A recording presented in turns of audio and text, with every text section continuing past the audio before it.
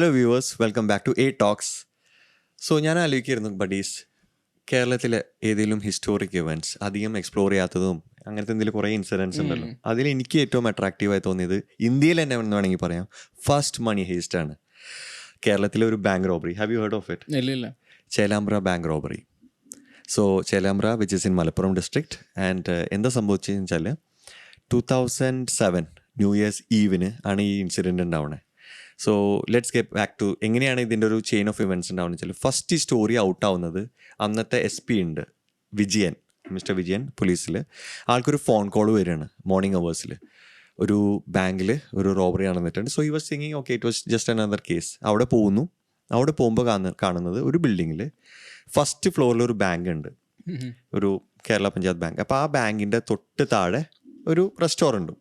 അങ്ങനെ ഇവർ നേരെ ബാങ്കിൻ്റെ മുകളിൽ കയറി ചെല്ലുമ്പോൾ, ഇവരും മൾട്ടിപ്പിൾ ഓഫീസേഴ്സ് പോയി കയറി ചെല്ലുമ്പോൾ കാണുന്നത് ഏറ്റവും സ്ട്രോങ് റൂമുണ്ട്. സ്ട്രോങ് എല്ലാം ക്ലോസ് ചെയ്തിട്ടുള്ള സേഫ് ലോക്കേഴ്സ് വെച്ചിരിക്കുന്ന റൂംസ് ആരോ തുറന്നിട്ട് അതിലെ ലിറ്ററലി എല്ലാ ലോക്കേഴ്സും ഓപ്പൺ ചെയ്തിട്ട് അതിനെല്ലാം ഗോൾഡ്, അവിടെ ഉണ്ടായിരുന്ന ഡെപ്പോസിറ്റ് ചെയ്ത ക്യാഷൊക്കെ എടുത്തിട്ട് പോയിരിക്കുകയാണ്.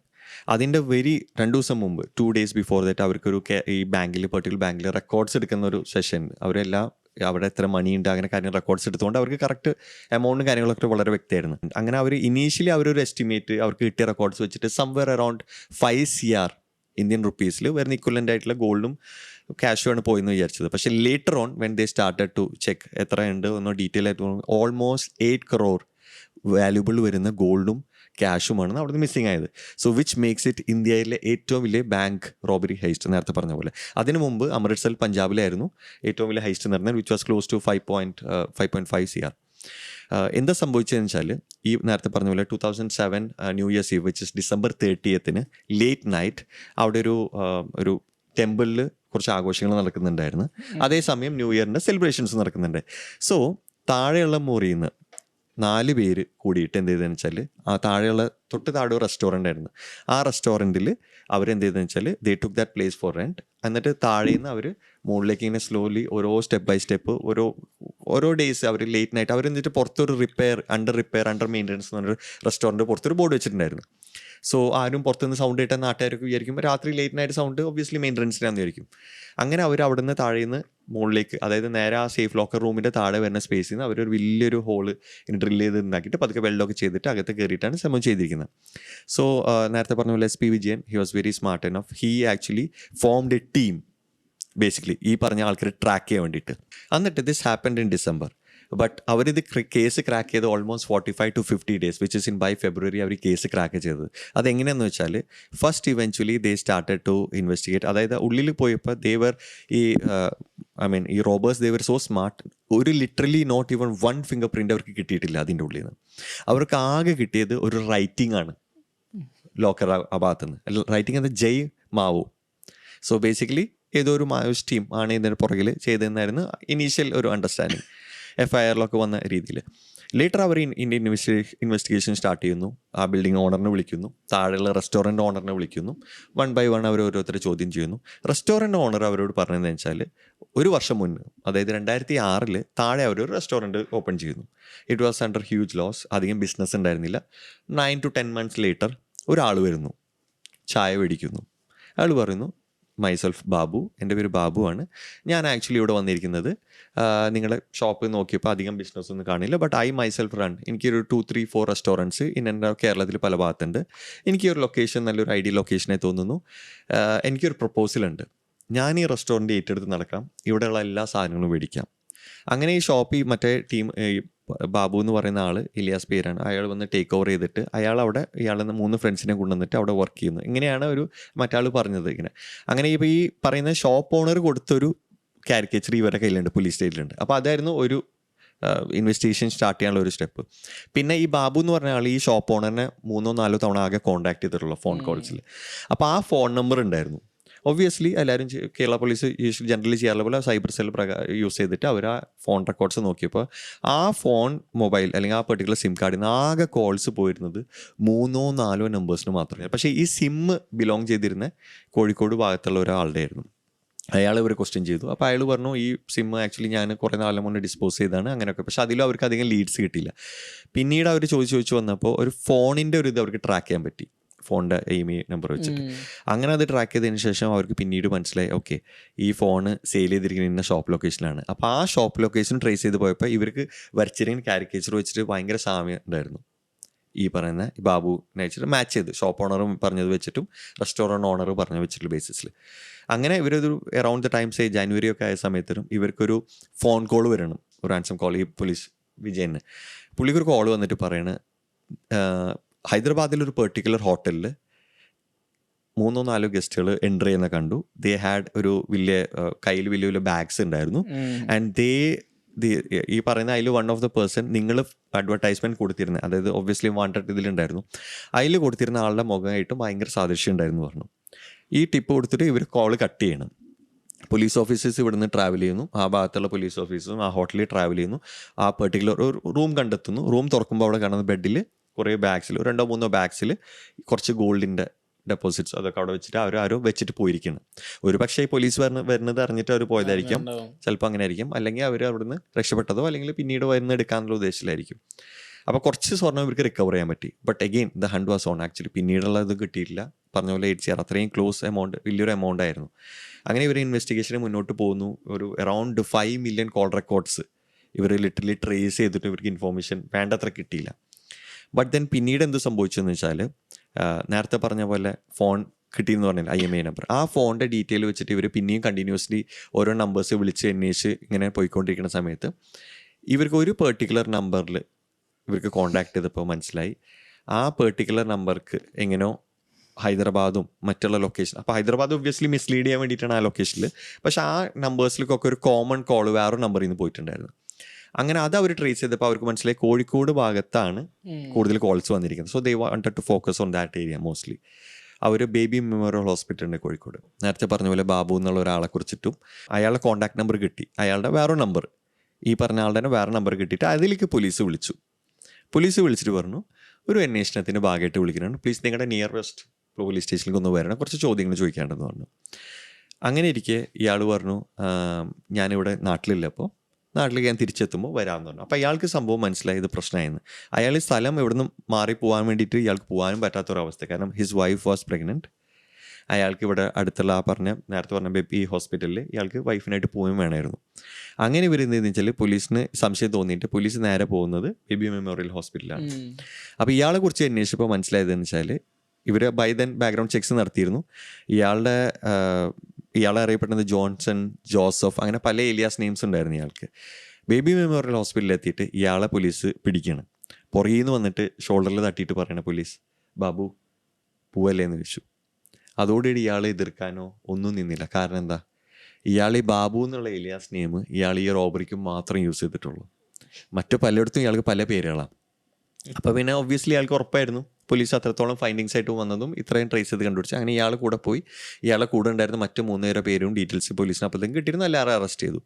ഇയാളുടെ സ്റ്റോറി എങ്ങനെയാണെന്ന് വെച്ചാൽ ഒരിക്കൽ ഫ്രണ്ട്സിനായിട്ട് ചീട്ടൊക്കെ കളിച്ചിരിക്കുന്ന സമയത്ത് ഇയാൾ തീരുമാനിച്ചു എത്ര കാലം എന്ന് വെച്ചാൽ ചെറിയ ഇതുകളൊക്കെ ഒരു വൺ ടൈം ഒരു ബിഗ് ഒരു ഇത് ചെയ്യാം, അതോടൊരു സെറ്റിൽ ആവാമെന്ന് വിചാരിച്ചിട്ടാണ് ഇയാളൊരു അറ്റംപ്റ്റ് ചെയ്തതിന് സ്റ്റാർട്ട്. അന്ന് ഇവർ തുടങ്ങിയതാണ്, ഇയാളുടെ ഫ്രണ്ട്സും കൂടി തുടങ്ങിയതാണ് ഈ ഒരു ലൊക്കേഷൻ തപ്പി ഇറങ്ങിയതും.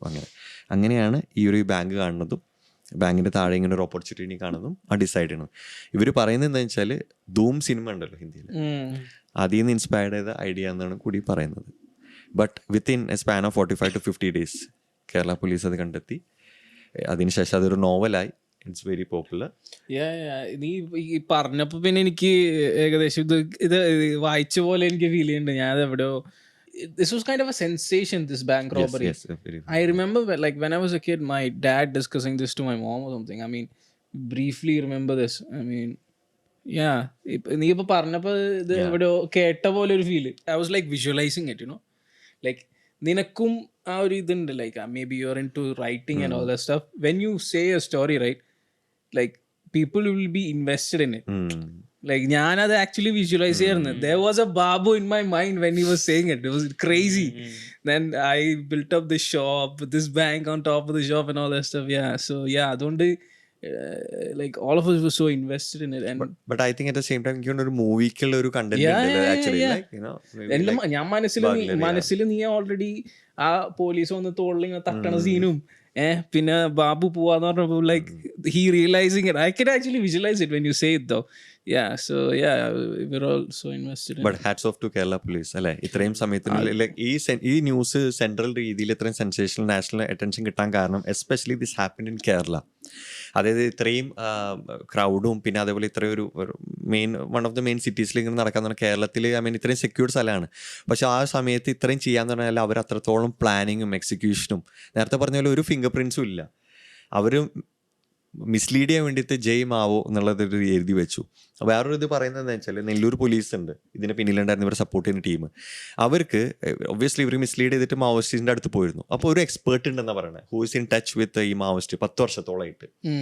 അയാളായിട്ട് ഇവർ പോയിട്ട് പറഞ്ഞു ഇങ്ങനൊരു സംഭവമുണ്ട്, മാവോയിസ്റ്റുകളാണ് ഇതിൻ്റെ പുറകിൽ, എങ്ങനെ കണ്ടെത്തും, നിങ്ങൾക്ക് ഹെൽപ്പ് ചെയ്യാൻ പറ്റുന്നു. അപ്പോൾ അയാൾ പറഞ്ഞതെന്ന് വെച്ചാൽ ഒരിക്കലും 10 വർഷത്തെ അയാളുടെ മുന്നത്തെ അനുഭവത്തിൽ മാവോയിസ്റ്റുകൾ ജയ് മാവോ എന്നുള്ളൊരു ഫ്രേസ് ഉപയോഗിച്ചിട്ടില്ല ഫസ്റ്റ് ഓഫ് ഓൾ.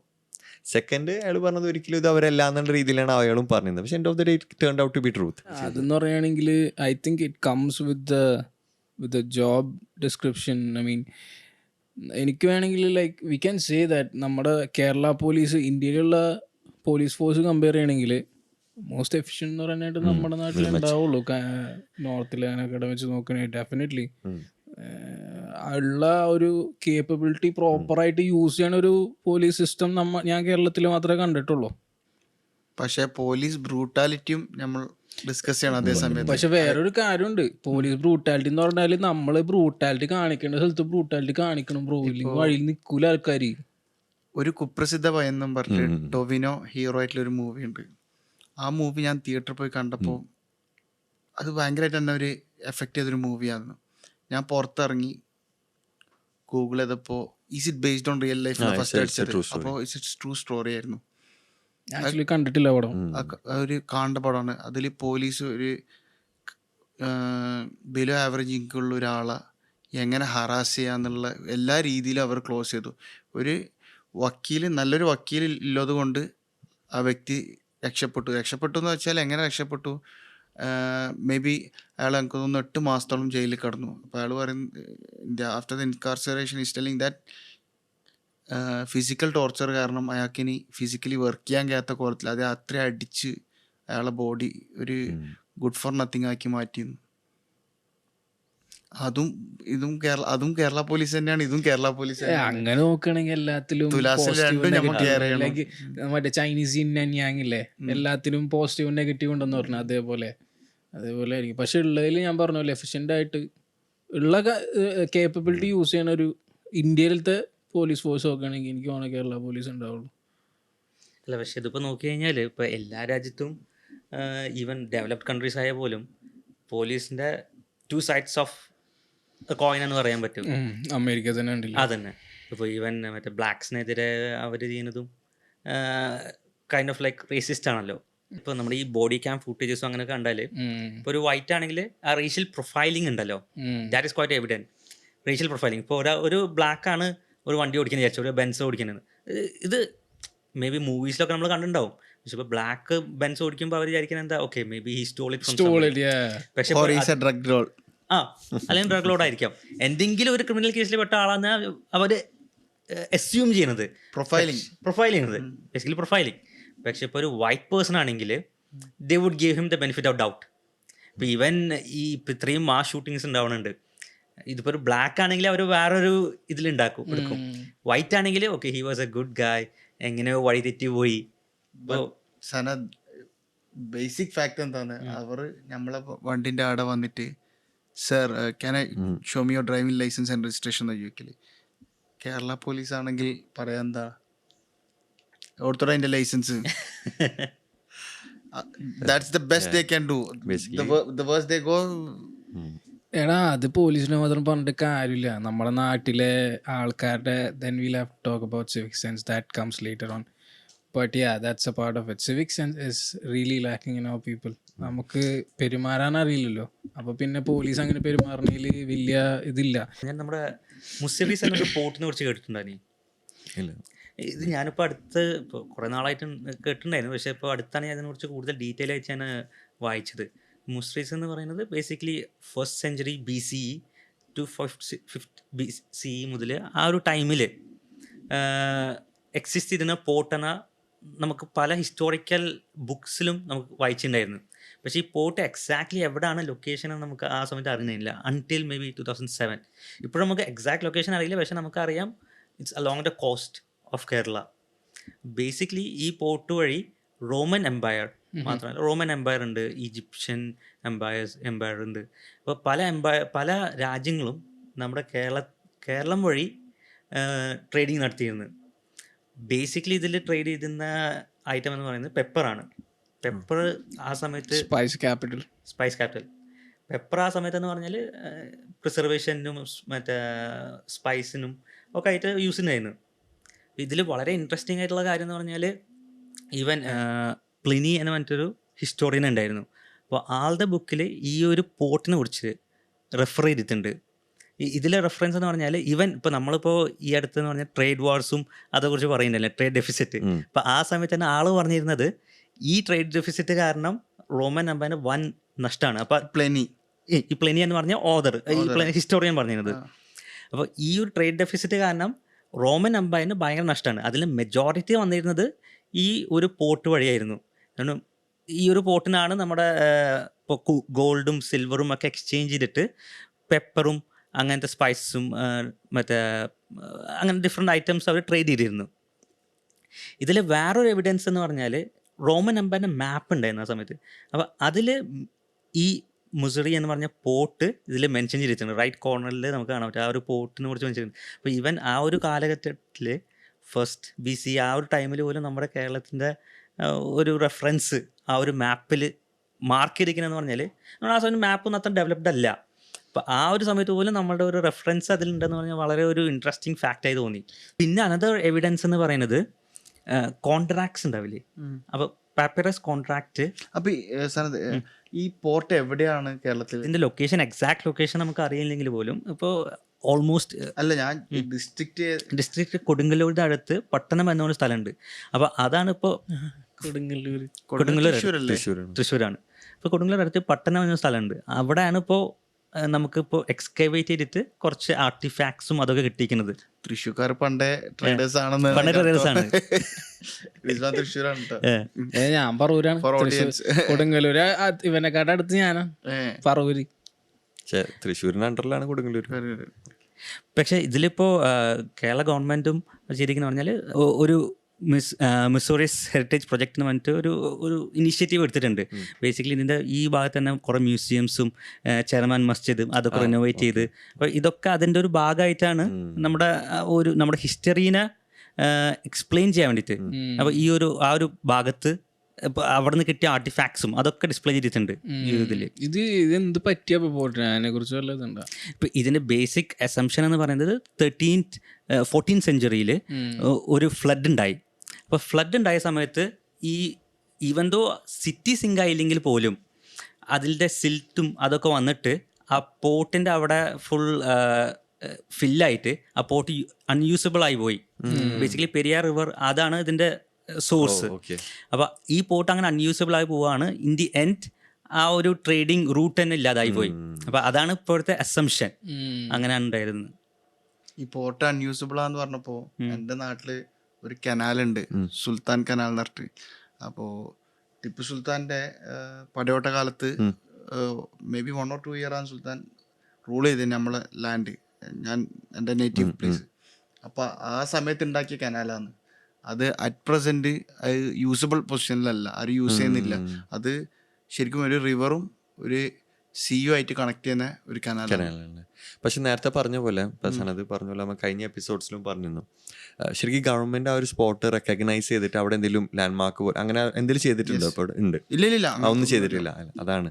അപ്പോൾ അങ്ങനെ ഉണ്ടെന്നുണ്ടെങ്കിൽ എത്രത്തോളം നമുക്കൊരു ഒരു ടൂറിസം പോയിന്റ് ഓഫ് വ്യൂവിൽ ഈവൻ ദോ അതൊരു ചെറിയൊരു ഇതാണെങ്കിൽ പോലും പറയാലോ ഇങ്ങനെ ഒരു ലാൻഡ് മാർക്ക് ഉണ്ട്, ഇന്നൊരു മാത്രം ലാൻഡ് വാല്യൂ ഒക്കെ കൂടുമല്ലോ ഇങ്ങനൊരു ഇതിന് വരുമ്പോൾ തന്നെ. അപ്പോൾ നീ പറഞ്ഞെടുത്തിയ മറ്റേ സ്പൈസ് റൂട്ട് ആ ഒരു ഇതിലേക്ക് തന്നെ ഞാൻ റീസെൻ്റ്ലി ഒരു ഫാക്റ്റ് വായിച്ചു തന്നു. വെച്ചാൽ ട്രിവാൻഡ്രം കിങ്ഡമുള്ള സമയത്ത് around 1741. Dutch tried to invade Kerala through south. ആ സമയത്ത് അറൗണ്ട് 400 ഗൺമെൻ 400 ഗൺമെൻ എന്ന് പറഞ്ഞാൽ അവരുടെ ആർമിയിൽ അത്യാവശ്യം ടോപ്പ് ഗൺമെൻസും പിന്നെ ഷിപ്പിലും കുറേ പടയാളികളായിട്ട് അവർ ഇൻവേഡ് ചെയ്യാൻ നോക്കിയപ്പോൾ with the help of Kochi and other kingdoms at that time. കൊച്ചിയിൽ മറ്റേ രാജാക്കന്മാർ നോക്കുമ്പം ട്രിവാൻഡ്രം വാസ് മറ്റേ Marthanda Varma. He was kind of like എതിരാളി, അവർക്കൊരു ചാലഞ്ചായി തുടങ്ങിയെന്ന അവർക്കും അതേപോലെ ഫീലായി തുടങ്ങിയപ്പോൾ they join forces with Dutch to finish him off. പക്ഷേ സംഭവം പാളി. ഡച്ച് കയറി ഇൻവേഡ് ചെയ്ത് തുടങ്ങിയ സമയത്ത് മാർത്താണ്ഡവർമ്മയുടെ പടയാളികളെന്ന് പറഞ്ഞാൽ ലൈക്ക് വിയറ്റ്നാം വാറിൽ അവരുടെ നേറ്റീവ്സ് മറ്റേ ഒളിപ്പോരൊക്കെ നടത്തിയില്ലേ, അങ്ങനത്തെ പരിപാടി കൂടുതൽ വശമുള്ള ആൾക്കാരായിരുന്നു. ലൈക്ക് കളരിയും നേച്ചറായിട്ട് ആ സമയത്ത് നമ്മുടെ മലയാളികൾ മൊത്തം എനിക്ക് തോന്നുന്നു അങ്ങനെയായിരിക്കും. ട്രാപ്സ് ഒക്കെ സെറ്റ് ചെയ്തിട്ട് അതിലൊക്കെ നല്ല വശമുള്ള ആൾക്കാരായിരുന്നു. അപ്പോൾ സംഭവം പക്ഷേ വഴിത്തിരിവായത് അതൊന്നല്ല. What happened was an accidental misfire of a cannon went to Dutch gun barrels and artillery and all that stuff which were kept there. People say it's either accidental or deliberately done by the Travancore army to destroy the Dutch army. പിന്നെ ഇത് like cemented the legacy of Marthandavarma in that area. And അതിനുശേഷമാണ് പിന്നെ Tipu Sultan Travancore invade ചെയ്യാൻ നോക്കിയപ്പോൾ he was able to withstand Tipu Sultan also in that area in that era. So I felt that was quite interesting affair. എനിക്ക് തോന്നുന്നു ആ സമയത്ത് Dutch invade ചെയ്തിരുന്നെങ്കിൽ history of Kerala അല്ലെങ്കിൽ ഇന്ത്യ ഒരു ഡിഫറെൻ്റ് ആയിരുന്നു. നമ്മൾ പോർച്ചുഗീസും കേട്ടിട്ടുണ്ട്, ബ്രിട്ടീഷും കേട്ടിട്ടുണ്ട്. പോർച്ചുഗീസിനെ കുറിച്ച് പറഞ്ഞപ്പോഴാണ് like a funny story. It's not a funny story, it's like a tragic story. But ഇപ്പോൾ ഞാൻ പറഞ്ഞില്ലേ ഞങ്ങൾക്ക് എങ്ങനെയാണ് like the Portuguese invasion came from that part like northern part Maharashtra area. അപ്പോൾ they started force converting all the I am from Goa basically. അപ്പോൾ എൻ്റെ roots ഗോവയിൽ നിന്നാണ്. അവർ ടെമ്പിൾസ് ആർ സ്റ്റിൽ ദെയർ. അപ്പോൾ ഞങ്ങൾ ഇതേപോലെ എന്തെങ്കിലും ഓസ്പിഷ്യസ് ഒക്കേഷൻ വരുമ്പോൾ ഫാമിലി ആയിട്ട് ഗോവയിൽ പോകാറുണ്ട്, അവിടെ ഞങ്ങളുടെ കുല അമ്പലങ്ങളിൽ. അപ്പോൾ back then they invaded Goa and they started forcefully converting every one two Christian. അപ്പോൾ ആ സമയത്ത് ക്രിസ്ത്യാനിറ്റി ആക്സെപ്റ്റ് ചെയ്യാത്തവർ ദേ ഫ്ലെഡ് ഗോവ. അപ്പോൾ ഞങ്ങളുടെ ഗോവയിൽ നിന്ന് താഴേക്ക് വന്ന വഴി ഞങ്ങളുടെ കുറേ പേര് കാസർഗോഡ്, കുറേ പേര് കർണാടകയിൽ കാസർഗോഡ്, പിന്നെ അങ്ങോട്ട് താഴെ, അങ്ങനെ ഞാൻ കൊച്ചി വരെ എത്തിയത്. തിരുവനന്തപുരം വരെ ആൾക്കാരുണ്ട്, കണ്ണൂരും ഉണ്ട്, കണ്ണൂർ കുറേ പേരുണ്ട്, കൊങ്ങണികൾ കുറേ പേരുണ്ട്, എൻ്റെ വൈഫിൻ്റെ ഫ്രണ്ട്സ് തന്നെ കുറേ പേരുണ്ട്. അപ്പോൾ ആ പോർച്ചുഗീസിൻ്റെ ഇൻവേഷൻ അവിടുത്തെ ഇപ്പം അവിടെ പോയി കഴിഞ്ഞാൽ അവരുടെ സർനെയിമൊക്കെ മൊത്തം നീ പറഞ്ഞ പോലെ ലൈക്ക് ഇറ്റ് സൗണ്ട്സ് പോർച്ചുഗീസ്. ഗോവയിലത്തെ ആൾക്കാരുടെ surname even if they speak Konkani, but they are like Christians, Mangalore, Goa and all that area. But yeah, Dutch invade ചെയ്തിരുന്നെങ്കിൽ maybe we will all be like Vandervaart എന്നൊക്കെ പറഞ്ഞിട്ട്. ചിലപ്പോൾ language തന്നെ ഇപ്പൊ നമ്മൾ English പറയുന്ന പോലെ ചിലപ്പോൾ കുറച്ച് ഇൻഫ്ലുവൻസ്. റീസെന്റ് കുറേ രാജ്യങ്ങൾക്ക് ഇൻഡിപെൻഡൻസ് കിട്ടിയിട്ട് അധികം നാളൊന്നും ആയിട്ടില്ല. ആഫ്രിക്കൻ രാജ്യങ്ങൾ തന്നെ കുറേ പേര് അവരുടെ നേറ്റീവ് ഭാഷനെക്കാട്ടും കൂടുതൽ കൊളോണിയൽ ഭാഷയാണ് സംസാരിക്കുന്നത്. ഫ്രഞ്ച് ആണെങ്കിലും പോർച്ചുഗീസ് ആണെങ്കിലും അങ്ങനെ കുറേ മറ്റേ കരീബിയൻ ഐലൻഡ്സിലൊക്കെ അവരുടെ നേറ്റീവ് റൂട്ട്സ് കംപ്ലീറ്റ്ലി അങ്ങോട്ട് ഇല്ലാണ്ടായിക്കൊണ്ടിരിക്കുകയാണ്. കാരണം ഈ കൊളോണിയലിസം കയറിയിട്ടേ. അല്ല, ബേസിക്കലി ഇപ്പോൾ നമ്മളുടെ രാജ്യത്ത് ബ്രിട്ടീഷുകാരായതുകൊണ്ട് നമ്മൾ ഇംഗ്ലീഷ് സംസാരിക്കുന്നത് അധികം. ഇപ്പോൾ ഞാനിപ്പോൾ അൽജീരിയയിലുള്ള സമയത്ത് അൽജീരിയയിൽ ഇംഗ്ലീഷിനാളും കൂടുതൽ, അറബിക് ഉണ്ട്, പക്ഷെ ഫ്രഞ്ച് ആണ്. ഇപ്പൊ ആ ഒരു നോർത്തേൺ ഏരിയ ലെബനോണിൽ അങ്ങനെ തന്നെ ഫ്രഞ്ചാണ്.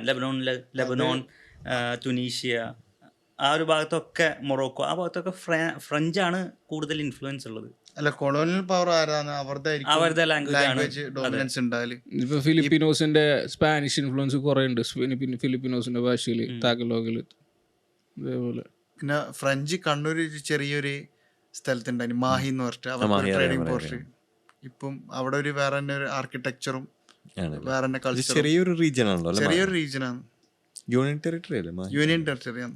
I think with that we can wind up today's session, right? Yeah. Okay. So until we see next time.